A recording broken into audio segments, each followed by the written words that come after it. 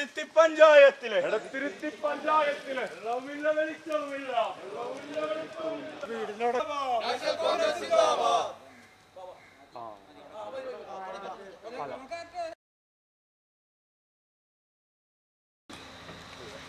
ഇന്നിവിടെ ഒരു മാർച്ചും വിശദീകരണ യോഗവും സംഘടിപ്പിച്ചിരിക്കുകയാണ്. സിദ്ധാർത്ഥൻ കാട്ടുങ്കൽ MLA ആയിരുന്ന കാലത്ത് 25 വർഷങ്ങൾക്ക് മുമ്പ് കോടിക്കണക്കിന് രൂപ ചെലവ് ചെയ്ത് നിർമ്മിച്ച വാട്ടർ ടാങ്ക് ഇത്രയും കാലമായി ജനങ്ങൾക്ക് തുറന്നു കൊടുത്തിട്ടില്ല എന്നുള്ളത് തന്നെയാണ് ഈ സമരം തുടങ്ങി വയ്ക്കാനുള്ള പ്രധാന കാരണം.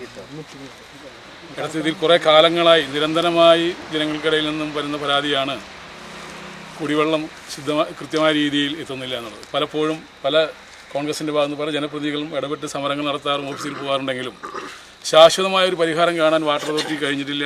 അല്ലെങ്കിൽ അതിനുവേണ്ടി നടപടിയെടുക്കാൻ നമ്മുടെ ഇടത്തിരുത്തി ഗ്രാമപഞ്ചായത്തോ ബഹുമാനായ MLA ശ്രീ സുനിൽകുമാറിനോ കഴിഞ്ഞില്ല എന്നുള്ളത് ഒരു ദുഃഖസത്യമാണ്.